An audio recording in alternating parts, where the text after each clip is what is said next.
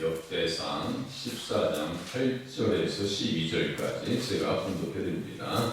다윗이 기름 부음을 받아 온 이스라엘의 왕이 되었다함을 블레셋 사람들이 듣고 모든 블레셋 사람들이 다윗을 찾으러 올라오매 다윗이 듣고 대항하러 나갔으나 블레셋 사람들이 이미 이르러 르바임 골짜기로 쳐들어온지라. 다윗이 하나님께 물어 이르되 내가 블레셋 사람들을 치러 올라가리이까 주께서 그들을 내 손에 넘기시겠나이까 하니 여호와께서 그에게 이르시되 올라가 내가 그들을 네 손에 넘기리라 하신지라. 이에 그리가 바알 브라심으로 올라갔더니 다윗이 거기서 그들을 치고 다윗이 이르되 하나님이 물을 쪼갠같이 내 손에서 내 대적을 흩으셨다 하므로 그것 이름을 바알 브라심이라 부르니라. 블레셋 사람이 그들의 우상을 그곳에 버렸으므로 다윗이 명령하여 불에 살으니라. 아멘.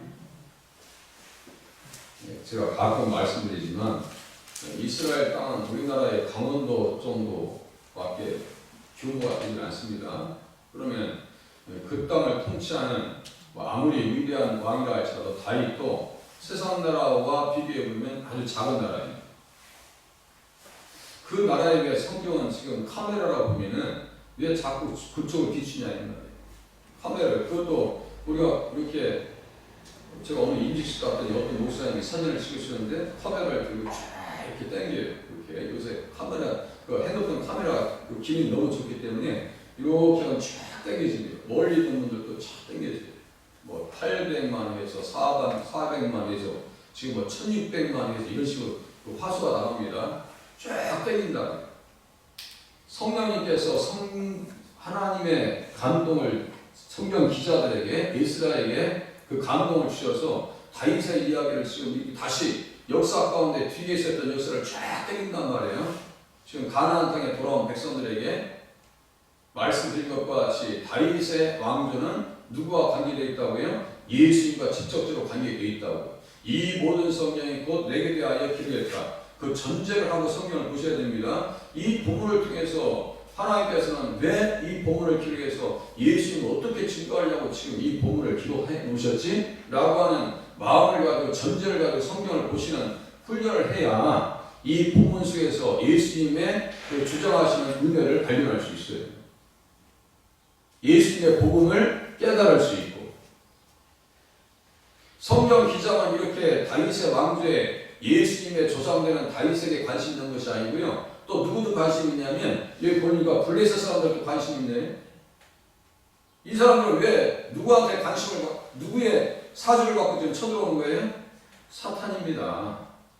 이건 뭐 좀 이따 또 말씀 나오겠지만요. 이건 그러니까 사탄과 누구와의 싸움이에요? 하나님과의 싸움이고 예수님과의 대립가니까요. 지금 그 당시의 전쟁은 신들의 전쟁입니다. 골리앗이 전쟁을 바라볼 때 누구의 이름으로 자기 신들의 이름으로 저주하면서 다윗과 전쟁하죠. 다윗은 누구의 이름을 의지해요? 만군의 여호와의 이름으로 나갑니다. 만군의 여호와라고 하는 단어를 신약성에서는 다 주로 번역합니다. 왜냐하면 신성문자라고 해요. 이 네 글자로 되어 있거든요. 그것은 그 히브리인들은 다 아도나이라고 읽어요.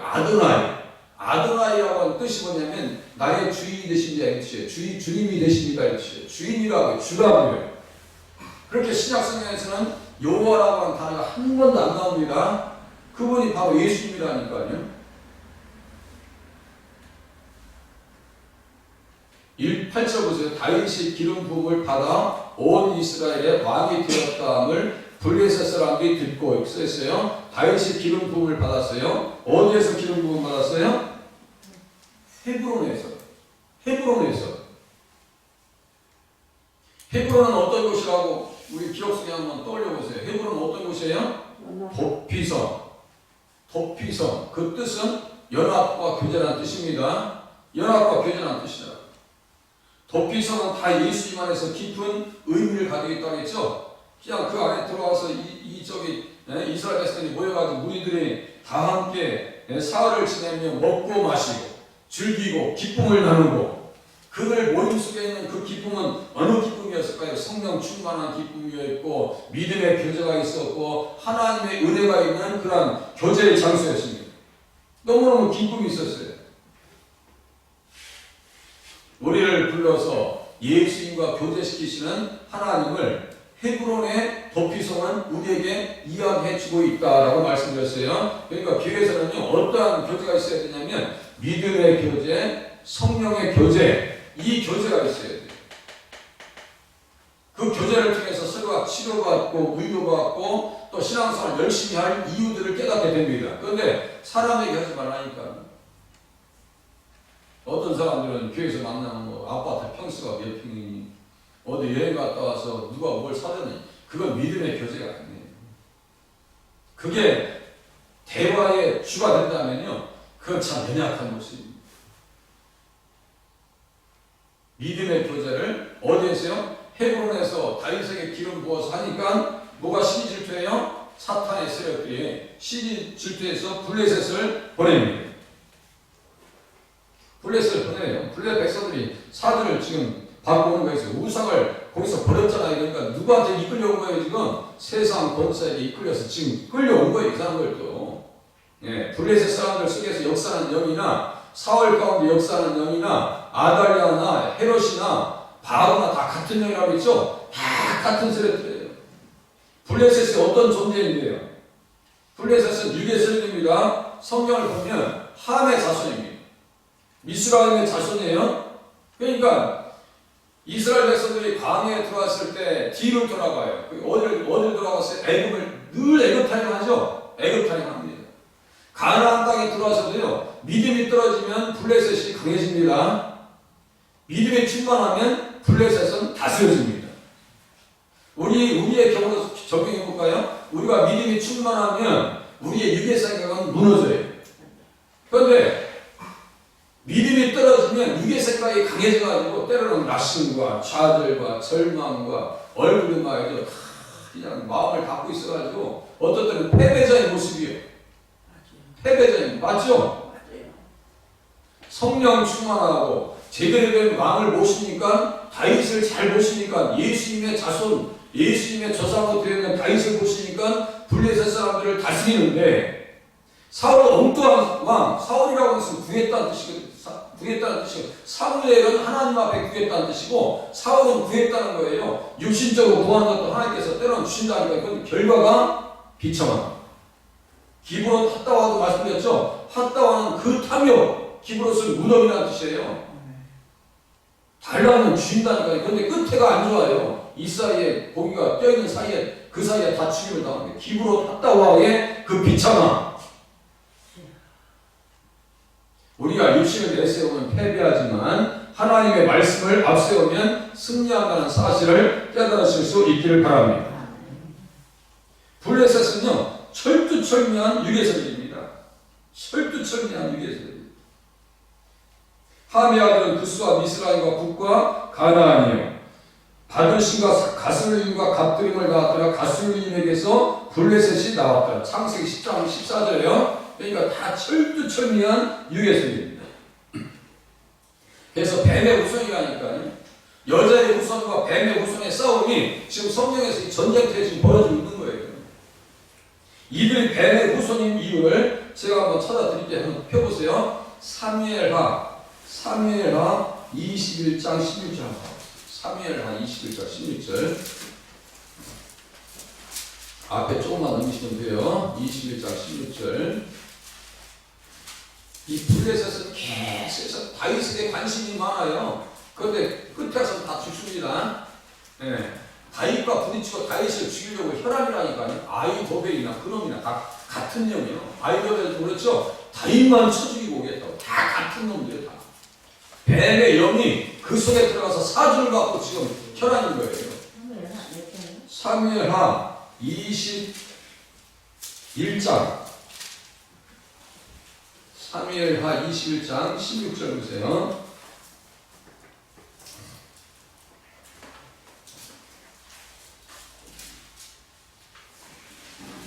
15절 제가 읽어드릴게요. 블레셋 사람이 다시 이스라엘 치건을 다윗이 그의 부하들과 함께 내려가서 블레셋 사람과 싸우더니 다윗이 피곤함에 거인 중의 아들 중에 무게가 300세겔 되는 노창을 들고 세 칼을 찬 이스비 부노비 다윗을 죽이려 하므로. 자 보세요. 세 칼을 찼어요. 그럼 날이 섰다는 얘기예요. 날이. 나를 세우고 지금 다윗을 죽이러 온 거예요. 그죠? 그것도 300세겔 되는 녹창 4kg가 다 돼요. 4kg. 저는 1kg짜리 칼 들고 싸우라 해도 못 싸울 거예요. 네? 얼마나 치고가 좀 이게 거의 쪽이 안 됩니다.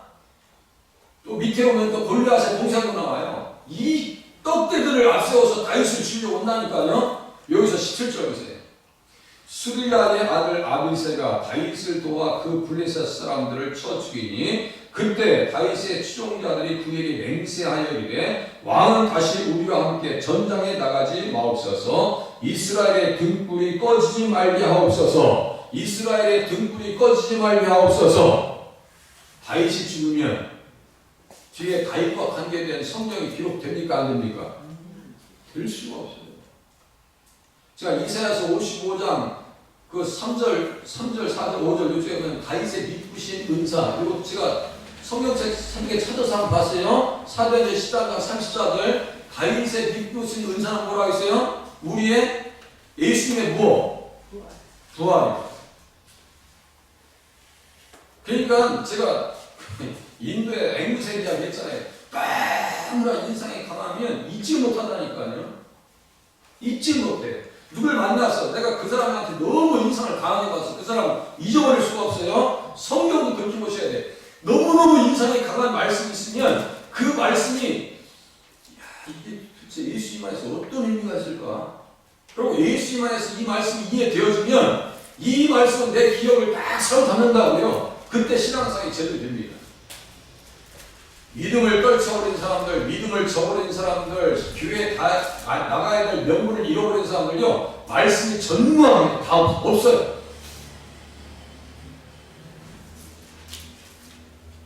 이게 큰 재난이라고, 영적 위기라고, 교회가.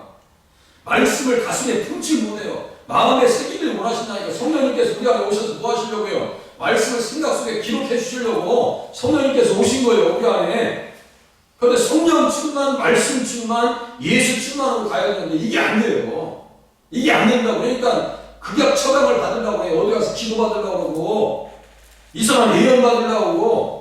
예언이라는 것은 제가 지금 예언 사역 하고 있는 거예요. 예언이라고 하는 것은 예수님을 증거하는 것이 예언입니다. 그 착각하지 마세요. 제가 이 교회 현장 사역이 지금 37년째예요. 얼마 개척 때부터 뭐 300명 이렇게 모이는 교회까지 다 서울에 있는 교회까지 다 사역을 해봤어요. 가정재단 하는 사람들끼리 가보면 자기들끼리 기도하면서 막 예언해줘. 그리고 거기서 눈물 흘리고 막 위로 받아요. 교제가 있어요. 제가 가만히 열매를 보니까 도대체가 이게 아이고 나중에 보니까 바람 피고 제가요 10계명 주일을 합독하거든요. 우리 교회는 10계명을 통해서 영을 분별하는 거예요. 나 외에 다른 신을 섬기지 말라는 건 무슨 뜻이가 있어요? 이단한테 빠지지 말라고요. 이단한테 빠지지 말라고. 우상을 섬기지 말라는 거예요. 탐심을 품지 말라고. 살인하지 말라는 거예요. 미워하지 말라고. 우리 마음속에 미움이 내가 주체할 수 없는 미움이 있어요. 그것은 영이 잘못된 거예요. 맞아요, 틀려요? 맞아요. 그냥 거짓말을 자연스럽게 그 고침받아야 됩니다. 그 버릇 고쳐야 됩니다. 십계명이며 도덕법, 예수님 지금 신약시대에 더 강화됐어요. 마음으로 음란한 것도 그것도 음란죄입니다. 그럴 바에 는 뽑아내 팔 잘라버려. 성경이 그렇게 써있어요. 써있는데 우리가 배워야 될 거 아니에요. 우상은 자비입니다. 자기 생각을 앞세우는 것이 우상이라니까요. 우상을 앞세운 인생들이 패배하는 것은 당연한 겁니다. 신적한 자를 찾아가요. 사울이 패배합니다. 우상을 앞세우고 지금 쳐들어왔죠. 하나님께서 바알 불하심, 바알을 완전히 물을 흩어버린 것 같이 불하심이라는 것은 베레스 우사할 때 베레스라고 하는 단어가 같은 단어입니다. 베레스 완전히 다 돌파시키고 떼버리고 파괴시켜버렸다는 뜻입니다. 주님을 의지하면 주님께서 승리하게 하십니다. 자, 이 등불을 꺼지 않게 이 사람들 정신 있는 사람들이라니까요. 그 떡들이 들어와도 이스라엘의 등불, 누구를 통해서, 다윗을 통해서 무슨 등불을 보고 있는 거예요? 예수님 등불, 빛이 되신 예수님을 보고 있는 거예요, 이 사람들이. 그러니까 생명 걸고 사역에 헌신합니다. 말씀에 은혜 받으면 몸이 근질근질하다고요. 기도하지 않으면 못 견디실 정도의 체질이 되신 것은 하나님의 특별한 은혜인 줄로 깨달으시길 바랍니다. 그러니까 사모님 하시는 거예요. 이게 보통 헌신이 아니라니까요. 기도하시는 분들이. 그래서 기도 열심히 하시다가 쭉 빠져버리면 제가 되게 저 섭섭하다고 섭섭해요. 코로나 전에는 30명까지 모여서 기도하고 앉을 자리가 없을 때 제가 본다고 올라가야겠다라고 고민할 때 코로나가 찾아왔어요. 그분들 다 지금 어디 가시는지 모르겠어요. 그럼에도 불구하고 코로나 시대에 오셔서 기도하시는 분들은 대단하시고 특별한 은혜를 받고 계시고 하나님 앞에 그렇게 관리받고 있다는 사실 또한 깨달으실 수 있길 바랍니다. 그렇게 주님 앞에 은혜 받고 있는 거예요. 이 등불만 가지고도요, 제가 30분 더 설교할 수 있어요. 등불만 가지고도. 제가 밑에 또 읽어드릴게요. 그의 아들에게 내가 한 지파를 주어서 내가 거기서 내 이름을 두고자 하여 택한 성읍 예루살렘에서 내 종 다윗이 항상 내 앞에 등불을 가지고 있게 하리라. 이미 다윗 죽었었어요. 열왕기상 11장에 보면 다윗은 죽었어요. 열왕기상 2장에서 죽는데요. 1장, 열왕기상 11장에서 솔로몬 시대 이후요. 아이야 선지자가 여로보암에게 얘기합니다. 내 종 다윗이 항상 내 앞에 등불을 가지고 있게 하리라. 다윗을 통해 오시는 예수 그리스도, 세상의 빛이 되시는 예수 그리스도를 얘기하는 거예요. 그러니까 구약을 하나님의 비밀을 우리가 맡은 자에게 구할 것을 순서이라고 했죠. 그리고 하나님의 비밀을 맡은 자로 여길지라 비밀이라고 했죠. 비밀. 이 비밀이 뭔지 아세요? 복음이에요. 구약 성경의 복음이에요. 이 비밀은 곧 그리스도다라고 얘기했어요. 성경책 읽다 보면 그 말씀이 반드시 등장합니다. 제가 나중에 또 찾아서 또 같이 읽어보시죠. 그러니까 구약을 통해서 예수님을 모르면 구약 성경 깡그리 잘못하면 그냥 잘못하면 종교에서 될 가능성도 없지 않아 있어요. 그러니까 제가 말씀드렸잖아요. 성경을 보면서 예수님을 이야기하지 않으면 성경 내용이 너무너무 축소돼가지고 내용이 반감돼서 먹을 게 없다니까요. 뭘 먹고 사실 거예요? 여기 23장 10절 이하 밑에 보면 요런 거예요. 일정한 음식보다 더 귀하게 돼요. 하나님의 말씀을 정한 음식보다 더 귀하게 되겠다 했어요.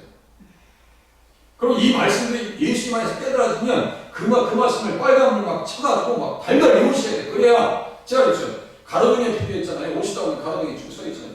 그 가로등을 누가 이 하수 밑에 놓는 사람이 어디 있어요? 성경도 보면 예수님 안에서 반짝반짝 빛나는 말씀들이 있어요. 그 말씀은요, 굵은 펜으로 쫙 빨간 펜으로 쳐놓고요, 달달 외우시다시피 신앙생활 하셔야 그 말씀이 나를 촘촘하게 딱 이렇게 네트워크가 나를 딱 붙잡아 준다는 거예요. 그렇지 않냐면요, 우리의 자아는 이게 다스리지 않습니다. 얼마나 우리의 자아가 세상에 결탁되어 있는데요. 예? 세상에 얼마나 이게 붙들려 있는데 우리의 자아가 이거 웬만치 않냐고 깨지지 않습니다. 그래서 자기를 부인하고 십자가를 지라고 주님께서 말씀하셨죠. 우리 최후의 문제는 우리 자아입니다. 이 자아입니다. 저도 그걸 항상 문제를 하나님 십자가에 비추어서 볼 때 이 자아를 어떻게 내가 관리해야 됩니까? 그거예요. 그건 여로보암은 그래서 뭐라고 했어요? 권한대행이라고. 권한대행. 사울도 뭐라고 했어요? 권한대행이라고. 평화롭게 다윗에게 이야기해줬더라면 자기도 살고 그 사랑하는 아들들 다 살릴 수 있었습니다. 그러니까 자기 집안 다 망하는 거예요. 비참하게 죽어나갑니다. 다윗을 대장한 사람 한결같이 다 목이 다 달아났다고 했죠? 골리앗부터 해가지고 다 목이 달아납니다. 여자의 후손과 뱀의 후손과의 싸움에서 여자 후손이 뱀의 머리를 깨버릴 것이다. 그 전쟁에 대한 이야기 구약부터 등장합니다. 기름 부은 자를 시온산에 세우니까 이방인들이 막 대적하고 산뭐 막 나와서 날부립니다. 아비암도 똑같아요. 아비암을 보니까요, 그의 조상 다윗의 마음과 같이 아니하여 그의 하나님 여호와 앞에 온전하지 못했더라. 그런데 하나님 여호와께서 다윗을 위하여 예루살렘에서 그에게 등불을 주시되 그의 아들을 세워 뒤를 잇게 하사 예루살렘을 견고하게 하셨다. 이렇게 써 있어요. 또 한 기절만 더 볼게요. 여호람이라고 하는 왕이 있어요. 이 왕은 여호사밧의 아들이거든요. 여호사밧의 가장 큰 실수는 아합의 집안과 사돈관계가 된 거예요. 그래서 요람이 누구랑 결혼해요? 아달랴와 결혼합니다.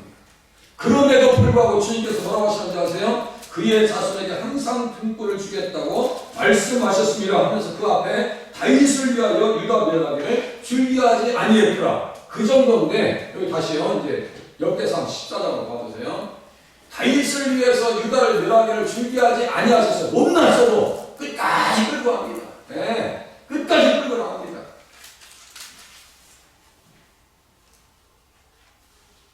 근데 블레셋이 들어와요. 주님 앞에 가득하게 들어옵니다. 10절 보세요. 다윗이 하나님께 물어 이르되 내가 블레셋 사람들을 치러 올라가리니까 주께서 그들을 내 손에 넘기시겠나이까 하니 여호와께서 그에게 이르시되 올라가라 내가 그들을 내 손에 넘기리라. 이게 중요한 거예요. 주님께서 넘겨주시면 끝나는 거예요. 아니 사랑이 뭐 관계없어요. 주님의 말씀의 해석이 중요한 거예요. 내가 지금 잘 살고 못 살고 그 전혀 관계없어요. 내가 믿음이 좋으면 그 잘 살고 있는 거예요. 잘 살고 못 살고 그 문제가 안 돼요. 우리가 건강하든 말든 전혀 관계없어요. 하나님께서 넘겨주시면 끝나는 거예요. 드보라 이야기 아시죠? 드보라. 야긴왕이 철병거 900달을 가지고 소유해 있었어요. 드보라가 하나님 앞에 기도할 중에 야 내가 이 사람들 다 너희 손에 넘겨줘. 이게 중요한 거예요. 아니 주변이 강한 거. 전혀 관계없어요. 네? 내가 나이가 있고 젊고 이거 관계없어요. 하나님께서 나를 살려주셨으면 살려주신 거예요. 그게 중요한 거예요. 하나님께서 말씀하셔서 중요한 거라니까요. 이성주의, 경험주의 이거 다 필요 없어요. 하나님께서 기록하시면 이 말씀 그대로 된 거예요. 그래서 이 말씀 의지하고 전쟁하니까 어떻게 해요? 승리했어요. 그 유다 사람들이 블레셋의 시대를 떠납니다. 흥청보다 그러니까 하나님 앞에 물어봐요. 강에 쫓기면서도 하나님 어떻게 합니까? 가서 블레셋 사람들의 손에서 그 유다를 구원해 줘. 내가 지금 피하는 입장에 도와드려. 그래도 가서 구해 줘. 그들을 블레셋 사람들을 내 손에 붙였어. 승리합니다. 근데 그 유다 사람들은 어떻게 해요? 사울에게 일로 바칩니다. 다윗이 쌓여요. 그게 사랑입니다. 그게 우리의 모습인지 몰라요. 하나님, 한날도 하나님께서 우리에게 붙여주시는 은혜, 기도자에게 승리하게 하시는 은혜가 우리 가운데 있게 도와주시옵소서. 기도하시는 새벽이 되시길 바랍니다. 기도합니다.